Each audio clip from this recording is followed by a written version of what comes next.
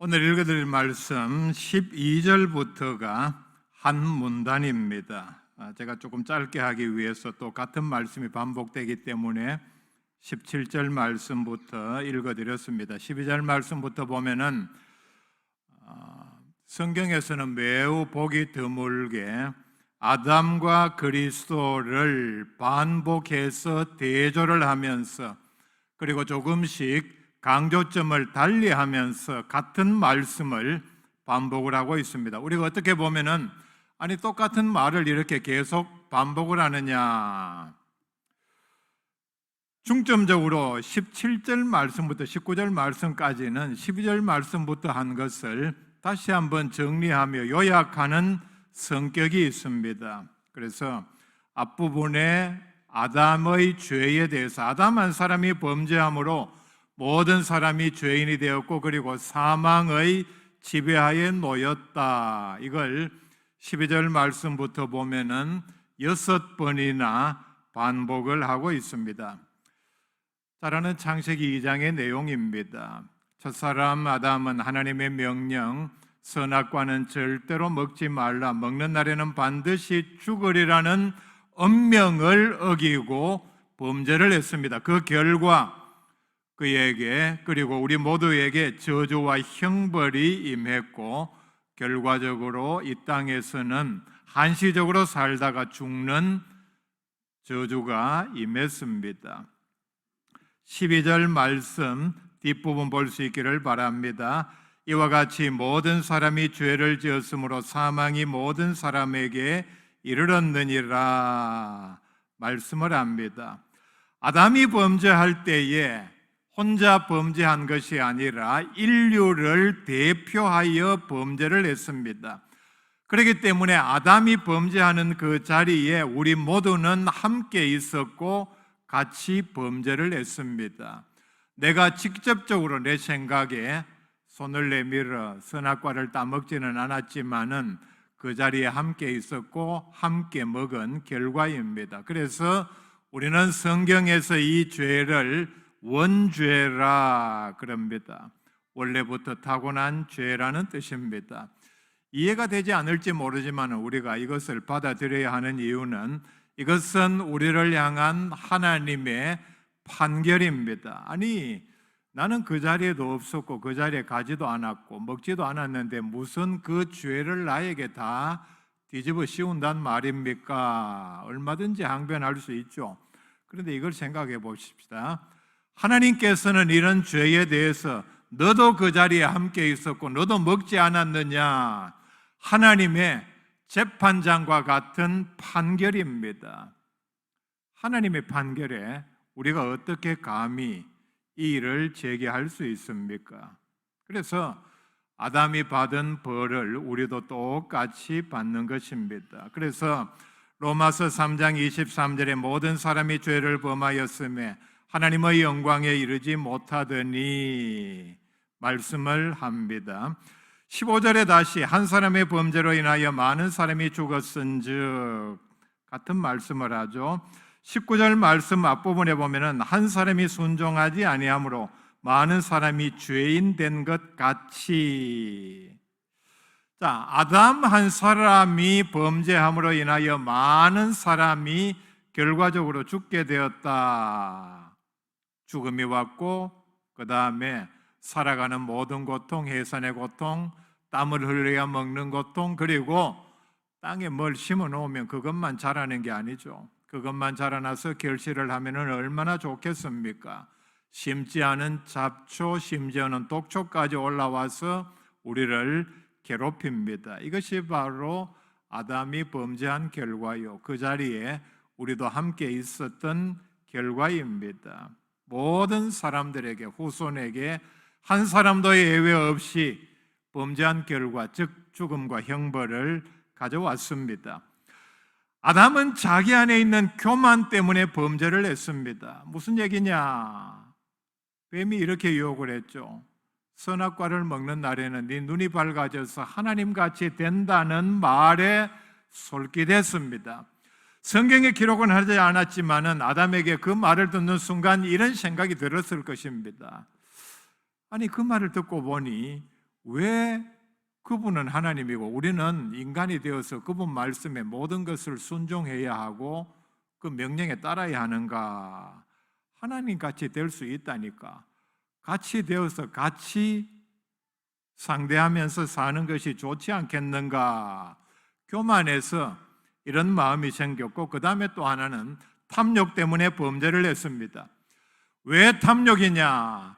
동산의 모든 소유는 넓은 의미에서 우리가 쉽게 말하면 다 아담과 하와의 것입니다. 하나님께서 주셨고 그리고 마음껏 이용하며 살게 하셨습니다. 유일하게 선악과만 아담과 하와의 것이 아니죠. 인간의 심리는 희한합니다. 에덴 동산에 과일이 몇 종류가 있었겠습니까? 우리가 흔히 오곡백과라고 하는데 100가지 과일 엄청나죠. 1000가지 분명히 넘을 것입니다. 10,000가지, 하여간 엄청난 모든 것이 있었음에도 불구하고 자기의 것이 아닌 유일한 하나님의 것에 대해서 보니 탐심이 생겼습니다. 먹고 싶은 마음이 생겼다는 말이 바로 탐심의 다른 표현입니다. 교만과 탐욕 때문에 범죄를 했습니다. 교만과 탐욕은 모든 범죄의 원인입니다. 자신의 교만을 채우기 위해, 탐욕을 채우기 위해서 우리까지 죄인으로 만들었습니다. 한 사람 때문에 결과적으로 모든 사람이 죄를 짓고 그 죄책을 이제 우리가 감당하게 되었습니다. 이런 일은 인간 사회에서 그리고 성경에서도 얼마든지 일어나는 일입니다. 한 사람이 잘못해서, 한 사람이 범죄해서 전체가 고통을 당하고 엄청난 피해를 내는 경우를 성경에서 대표적으로 아간의 경우입니다. 아간은 여리고성 전투에서 하나님의 명령을 어기고 역시 아담에게 주신 명령과 같죠. 이번 전쟁은 이렇게 하는데 절대로 해서는 안 될 것이 있다. 그게 뭡니까? 너희들이 들어가면 전리품을 취할 것인데 이번 전쟁에서만은 절대로 전리품을 너희의 것으로 만들지 마라. 엄명을 했음에도 불구하고 전리품 가운데 옷과 금, 은 일부를 빼돌리고 자기의 것으로 숨겼습니다. 하나님께서 진노하셨습니다. 그리고 그 결과 작은 얕봤던 아이성 전투에서 대패를 하고 그 결과 모든 이스라엘 백성들을 통곡하게, 마음이 간담이 높게 만들었습니다. 두려워 떨게 만들었습니다. 요나는 선지자이면서도 하나님의 명령을 거역을 했습니다. 니느웨로 가지 아니하고 다시스로 가는 배를 탔습니다. 하나님께서 진노하셨고 풍랑을 일으켜서 배에 있던 모든 짐을 다 버리게 만들었습니다. 모든 선원들이 죽을 고생을 했습니다. 두 사건의 경우에서 보면은 한 사람의 사소한 잘못 때문에 전체가 얼마나 많은 피해를 입었습니까? 우리 사회에서도 마찬가지입니다. 한 사람이 잘못해서 전체에 큰 피해를 끼치는 경우를 봅니다. 한 사람 때문에 전체가 욕을 먹고 돌이킬 수 없는 그런 피해를 입는 경우를 우리가 가끔 봅니다.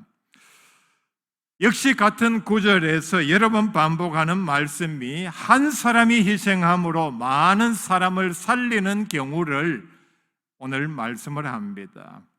이 사회에서도 그런 일들이 많이 있죠. 정말 한 사람이 엄청난 높은 뜻을 가지고서 내가 전체를 위해서 희생하겠다는 귀한 마음으로 자신의 생명을 내어놓았기 때문에 나머지 모든 사람들이 다 살고 우리에게 참 중요한 교훈을 주는 그런 사건들이 있습니다. 6월 달을 호국의 달이라 그렇게 말씀하지 않습니까? 우리가 이 달에 우리가 돌아보아야 할 인물 가운데 이인호 소령이라는 분이 있습니다. 이분은 해군 사관학교를 졸업하고 장교로 베트남전에 투입이 되었습니다. 1966년 베트남전에서 중대장으로서 베트공으로부터 귀화한 사람이 신고를 이렇게 왔습니다. 어디에 가면은 지하 동굴이 있고 거기에 베트공들이 그리고 많은 무기들이 숨어 있고 숨겨져 있다 신고를 받고 수색조를 이끌고 수색에 나섰습니다. 참 특이한 사실은 중대장임에도 불구하고 동굴에 자기가 제일 앞장서서 들어갔습니다. 선두에서 동굴 어두운 가운데서 아마 전등 불빛을 비춰가면서 수색하면서 앞으로 나아가는 중에 기역자로 꺾어진 부분에서 저쪽에서 먼저 베트공이 수류탄을 던졌고 첫 수류탄은 자기가 다시 집어서 던짐으로 저쪽에게 오히려 베트공들에게 큰 피해를 입혔습니다. 두 번째 수류탄이 날아왔는데 시간적으로 더 이상 집어서 던질 수 있는 시기를 놓쳐버렸습니다. 일정 몇 초가 지나면 터지죠. 그래서 뒤에 있는 부하들의 사상을 방지하기 위해서 더 이상 시간이 없었기 때문에 그 수류탄에 땅에 떨어진 자기의 몸을 덮쳐서 폭발을 하게 했고 그리고 자신은 거기서 산화를 하고 뒤에 있는 모든 수색대원의 희생을 막았다. 이인호 소령 사건의 예입니다. 같은 예가 우리가 잘 아는 강제구 소령의 경우입니다. 1965년 10월 달에 베트남 파병을 앞둔 장병들을 훈련을 하는 과정에서 수류탄 투척을 훈련하는 중에 훈련병이 안전핀을 뽑은 다음에 수류탄을 앞으로 던져야 하는데 실수로 떨어뜨려서 뒤로 떨어졌고 이것이 굴러서 같이 훈련을 받는 중대원들에게 굴러가는 것을 보고서 그러니까 이미 몇 초의 시간이 흘렀습니다. 어쩔 수 없다 이렇게 판단한 강제구 소령은 역시 자기의 몸으로 그 수류탄을 덮쳐서 폭발을 하게 했고 자기 몸은 수류탄에 갈기갈기 이렇게 찢어졌습니다. 이 결과 뒤에 있던 중대원 100여 명은 한 사람도 다치지 않는 그런 결과를 낳았습니다. 우리가 이 두 경우를 보면은 참 정말 부하를 사랑하는 마음으로 자기를 희생해서 부하의 피해를 막은 아주 귀중한 예입니다. 사람이 어떻게 참 부하들을 얼마나 사랑하고 내 목숨 하나 던져서 다른 사람에게 피해가 돌아가지 않도록 해야 하겠다는 마음이 얼마나 간절했으면은 자기의 안위는 절대로 생각하지 아니하고 조금도 생각하지 아니하고 자기의 몸을 수류탄 위에 덮쳐서 여러분 그 당시 대위였으니까 두 분이다. 그리고 강제구 소령은 수류탄 투척 훈련의 교관이었으니까 수류탄 위에 내 몸을 덮치면 어떻게 된다는 사실을 누구보다도 잘 알았을 것입니다. 저도 훈련을 마치고 군대에서 수류탄이 터지면은 사람 몸에 터지면은 그 피해가 얼마나 큰가 하는 것을 사진으로 본 적이 있습니다. 참 말로 설명하기가 제가 한마디만 말씀드립니다. 사람의 몸이 고기 이렇게 썰어서 양념해 놓은 것과 똑같습니다. 이렇게 비참하게 그 피해가 큰데 그걸 알고도 자기 몸을 덮쳐서 그렇게 큰 희생을 막았습니다. 정말 위대한 희생의 모범입니다.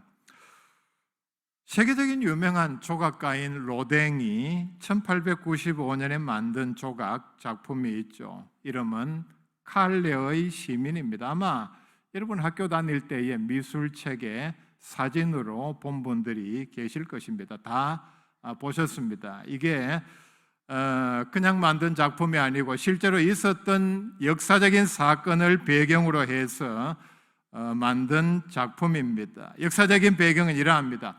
1347년 영국과 프랑스의 100년 전쟁 때에 영국이 프랑스의 칼레시를 점령을 했습니다.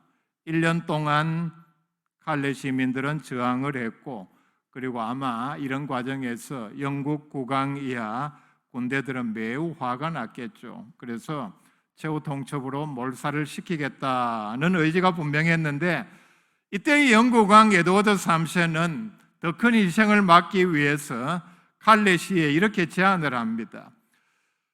칼레시의 지도자급 6명을 자신에게 넘긴다면 이 6명만 교수형에 처하고 나머지 모든 시민들은 살려주겠다. 최후 통첩을 보냅니다. 칼레시에서는 이 최후 통첩을 받고 사람들이 모여서 의논을 한 결과 칼레 시민들이 다 무고하게 영국 군대에 의해서 죽는 것보다는 자진해서 나서는 사람들이 있다면은 6명만 있다면은 그 6명이 교수형을 당하면은 나머지 모든 시민들이 살 수 있다. 이렇게 뜻을 모았기 때문에 그 가운데서 6명이 자원해서 우리가 가서 교수형을 당하고 나머지 시민들을 살리겠습니다. 해서 6명이 나왔습니다. 6명의 칼레 시를 대표하는 사람들은 뜻밖에도 부자, 권력자, 유력자들이 중심이 되었습니다. 그러니까 형편이 어려운 사람, 이렇게 사나 저렇게 사나 그런 사람들이 아니라 정말 부자, 귀족들이 자원해서 칼레 시민들을 구하기 위해서 우리가 대표로 죽겠습니다. 자원해서 자기 목에 밧줄을 걸고 그리고 성문의 열쇠를 가지고 에드워드 3세 왕 앞으로 출두를 했습니다. 이제 약속을 한 대로, 예고를 한 대로 이 6명을 그냥 처형만 하면 일이 끝나는 상황에서 당시 필리파 에노라는 영국 왕비가 이 사실, 이 얘기를 듣고 왕에게 이렇게 간청을 합니다. 왕이시여, 내가 지금 뱃속에 아기를 임신 중인데 이렇게 시민들을 사랑하고 희생정신이 강한 이 무고한 6명을 처형을 한다면 이 아이에게 큰 저주가 임할 것입니다. 이 얘기로 간청을 하고 설득을 해서 교수형을 면하게 만들었습니다. 결과적으로 교수형을 당하지는 않았지만은 이들의 생각이 뭡니까? 내 목숨 하나 기꺼이 시민들을 위해서 바침으로 모든 무고한 시민들이 영국군에 의해서 죽는 것을 내가 막겠다는 귀한 뜻으로 자원을 했습니다. 이게 바로 조각으로 남아있는 칼레의 시민입니다. 한 사람이 희생함으로 엄청난 많은 사람을 구할 수 있다. 예레미야 5장 1절에 이런 말씀이 나옵니다. 너희는 예루살렘 거리로 빨리 다니며 그 넓은 거리에서 찾아보고 알라. 너희가 만일 정의를 행하며 진리를 구하는 자를 한 사람이라도 찾으면은 내가 이 성읍을 용서하리라. 같은 뜻으로 말씀을 하죠. 심판의 때에 모든 사람들의 죄로 인한 멸망이 당연한 때에 하나님께서 어떤 시에 하나님 말씀대로 바로 선 사람 한 사람만이라도 찾으면은 시민 전체를 내가 용서해 주겠다. 우리가 여기에서 나아가서 한 분 예수 그리스도의 대속 사역이 얼마나 많은 사람들을 구원하였는가를 말씀을 합니다. 아담의 범죄로 인해서 모든 사람들이 죄인이 되고 그리고 형벌을 받게 되었다. 이 말씀을 9절 앞부분에서 계속해서 반복한 이유가 뭔가 하면은 바로 예수 그리스도의 대속 사역을 우리에게 강조를 하고 그 결과 엄청난 많은 사람이 얼마나 큰 은혜를 입어서 구원받는 놀라운 역사를 대조해서 설명하기 위함입니다. 하나님의 말씀에 순종해서 희생을 한 분은 예수 그리스도 한 분이십니다. 그 결과 얼마나 많은 사람들을 구원하였는가 말씀을 합니다. 오늘 읽은 말씀 석절에서 계속해서 뒷부분에서 예수 그리스도의 순종으로 예수 그리스도의 우리를 위한 구원 사역 때문에 엄청나게 많은 사람들이 하나님의 자녀가 되고 의롭다 하심을 얻고 그리고 의인이 되고 영생을 누리는 복을 받게 되었다. 3번 반복해서 말씀을 합니다. 예수 그리스도의 의로운 행위로 말미암아 우리는 의롭다 하심을 받아서 영원히 사는 존재가 되었습니다. 절대로 이것은 우리의 어떤 결단, 선행, 충성 때문이 아닙니다. 예수 그리스도의 의로운 행위 때문입니다. 예수 그리스도께서 한 분이 단 한 번 영원히 효력이 지속되는 우리를 위한 속죄 제사를 완성함으로 말미암아 우리가 하나님의 자녀가 되는 특권을 누리게 된 것입니다. 19절 말씀 앞부분에서 아담은 불순종했다 분명히 말씀을 합니다. 그 결과 많은 사람이 죄인이 되었고, 뒤에 나오는 9절에 이렇게 대조를 합니다. 예수님은 순종했고 그 결과 많은 사람들이 의인이 되었다. 정확하게 말하자면은 의인으로 칭함을 받게 되었다 말씀합니다. 이 말씀의 뜻은 우리가 의인이 아니라는 얘기죠. 죄를 짓지 않은 의인이 아니라 죄를 지었음에도 불구하고 의인으로 봐준다는 뜻입니다. 예수님은 인류를 구원하고자 하는 하나님의 뜻이 십자가에 달리심으로 순종하셨습니다. 예수님께서는 십자가를 불과 몇 시간 앞에 두고서 마태복음 26장에서 나의 원대로 마시옵고 아버지의 원대로 하옵소서, 겟세마네 동산에서 드린 유명한 기도입니다.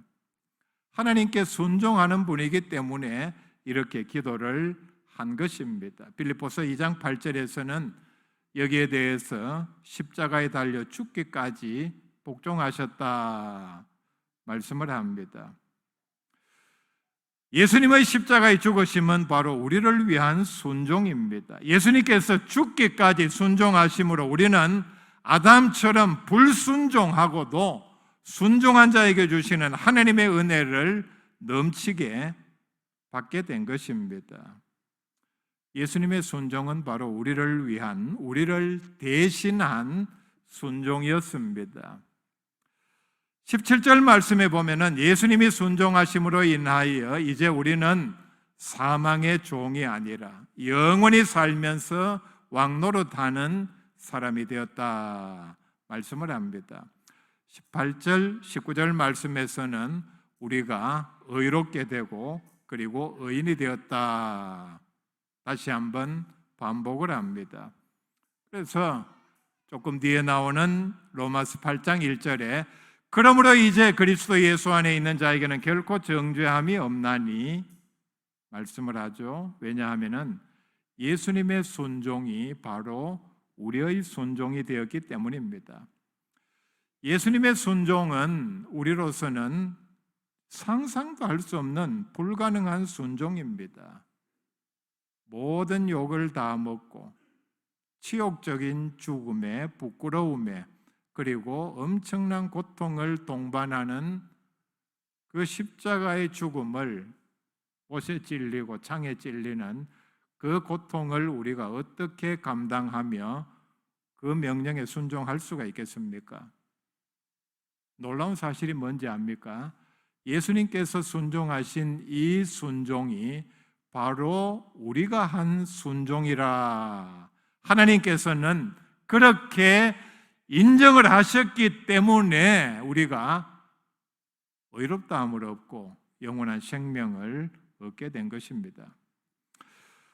한 분 예수님을 통하여 우리는 영생을 누리며 영원히 왕노릇하며 의인이 되었음을 확신하고 기뻐하는 믿음의 사람들 될 수 있기를 바랍니다.